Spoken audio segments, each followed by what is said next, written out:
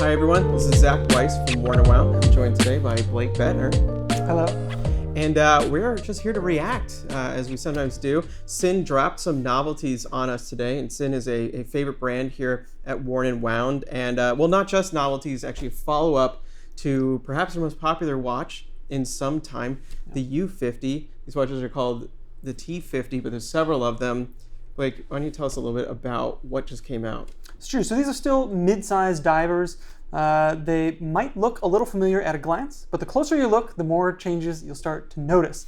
First and foremost, there's some new materials at play here. Yep. There is titanium at play, and then there is a new gold bronze, one word. Gold bronze. This is a new alloy that Sinn has developed. Patent pending? Yeah, there's a patent pending on there. On it. It has a very high, at least higher than you would expect, gold content, which leads to the name, and is apparently more anti-corrosive in certain environments than your regular bronze alloys. And so aside from that, it also gets a set of broadsword hands and some slighter hour markers compared to the U50. It's kind of overall a less brutal design. However, it still references some of the historic models as well. Yeah.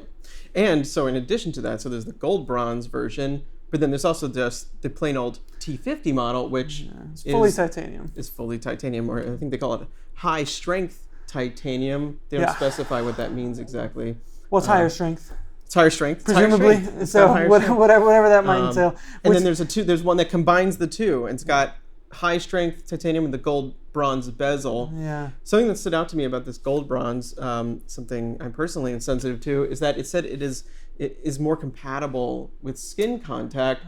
So as somebody who can't really wear CUSN8 bronze because it turns my skin green, I'm very curious as to what that means on the wrist. But they still use titanium for the case back. My favorite material, one of the miracles of titanium, is that it's hyperallergenic, and it's just very, it's good against the skin. So they hopefully get around that. But interesting too. 1/8 bronze, is that what they said? 1/6. 1/6. Yeah, it was a slightly unusual mixture here. So, but the color looks quite unique, and of course, it receives the sand-blasted finish that we kind of know and love on the U50, which I have on my wrist right here, which is still a watch I think we're all quite fond of. On the plus side, this looks to share similar dimensions and a similar case. This also adds their dehumidifying technology into the lug, keeps the crown at 4 o'clock. Again, it's really just kind of the I don't know if I would call it more refined dial design. It's certainly different. If you like the idea of the U50, its size, but find the dial maybe a little jarring, I think this might be right up your alley, particularly in the full titanium guise here. So there's a limited edition as well, the T50 Gold Bronze, which gets their kind of intricate pattern, irregular. It looks like it's been scratched dial. Which is fully gold bronze except for the titanium case back, of course. And this comes on a textile strap that looks quite sharp, I must say. I think these colors go together really well, and the color of this particular bronze is really interesting. It's a little darker, a little warmer. I'd be curious to see this in person. They do say that it will age just a little bit slower than regular bronze. So something to keep in mind. And then the gold bezel version that you mentioned, obviously that has a titanium case and the gold bronze bezel. Now all the bezels are they're captive and they're safety bezels. So you press them and turn them, which I quite like. Which is new, which is different from the watch you're wearing. Yes, this is a unidirectional, just regular classic dive captive bezel. But it's fully graduated, and so is the bezel here. There's clearly a lot of design traits that have carried over into this watch, but it still feels distinctly different. Obviously, these colors make a huge difference, but I mean, the shape of the hands, I think, makes a huge difference to me. So as a U50 owner and a U50 fan, presumably, I mean, how do you feel about that dial redesign? Because I mean, personally, I'd say some of the character of the U50, that distinct Sinn character, comes from that Lego hand and block. It's true. It's quite brutal, and it might be kind of a love it or hate it type territory. But to me, it's kind of the identity of modern Sinn that I really enjoy. So this has lost a little bit of that to me. However, I find the materials quite interesting and attractive. I'm also not hugely fond of broadsword hands, so that's a little bit of a non-starter for me right out of the gate.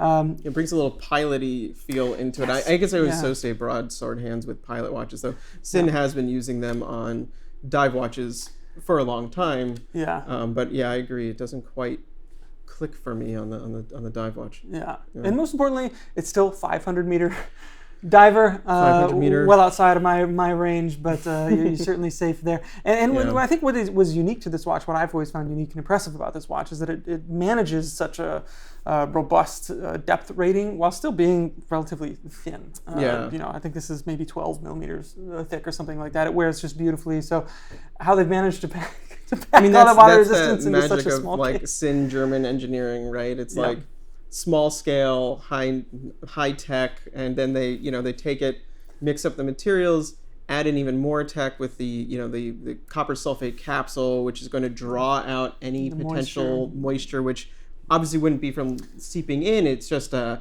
think atmospheric moisture that gets in there, prolonging the life of the movement, reducing corrosion, all that kind of stuff. I mean, it's a Sinn tech watch through and through with an interesting material. I mean, the Goldbronze also. I guess Omega has something sort of in that vein too. Yeah. But I think utilized in sort of a different manner. Yeah, very different manner, obviously. So it's interesting to see Sinn play with these types of things and just kind of the different aesthetic choices that they make, while still kind of holding on to the core kind of nerdy tech elements that we love so much about them. And for me, I mean, titanium. Titanium. I love this watch, and just the thought of wearing it in lightweight titanium, just makes it all the more appealing. Titanium bracelets are super comfortable, and that comes in with a full titanium bracelet as well.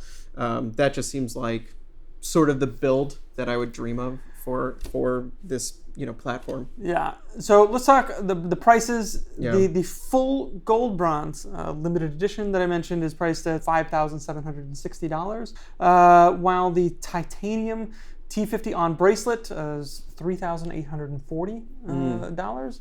So I feel like that's about in the range that the U50 was, maybe a little bit over what that was. Certainly that limited edition is. It wasn't over 5. I mean, it was closer. Definitely to 3, not. Yeah, and then the gold bezel, gold bronze bezel version rather on the titanium case is $4,270. So slightly aggressive on pricing, but there's a lot of things here that you only get from Sinn. Yeah. And obviously this new material thrown into the mix, which has a quite high gold content. I'm assuming it has something to do with that. It certainly could. So. They also, alongside, introduced new U50s, U50Ts, with a slightly redesigned bezel and the scratchy surface. The collector's version. The collector's version. These are also limited editions to 1,000 pieces. These are $3,270 and $3,340 on the bracelet. So, another great version of the U50 if you like that watch. Which we do. Yeah, which we do. So. Overall, when you think of these, is this what you were expecting? Is this what you're hoping to see from Sinn? Well, I think we've been waiting for some U50 follow-ups, and I guess they only did the mother of pearl version before. Yeah. Didn't really know what they were going to do, dial color options. I actually think it's cool that they went for all new materials and all new build and a surprising material at that. I could have gone with the original dial in there. I wasn't hating on that dial. Yeah. But overall, I mean, it's pretty exciting. I think these are going to be, definitely more Sinns that people will like quite a lot. You know what I mean? Yeah. These aren't misses, certainly.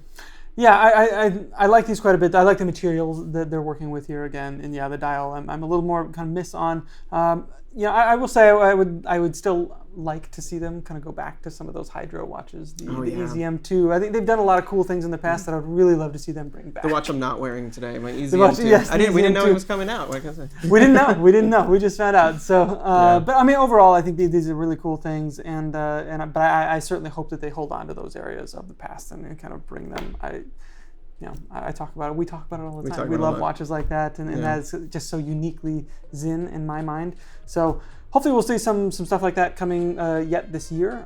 We will get our hands on these relatively soon. We're seeing them in Switzerland. Next month in Switzerland. So we'll have a lot more to say on these watches and closer looks at them in the meantime. So if you're curious about anything with these watches, be sure to leave it in the comments below, and we can address it in future reviews. Yeah. Thank you for viewing. Don't forget to like and subscribe if you enjoyed our content, and we'll see you next time. Take care.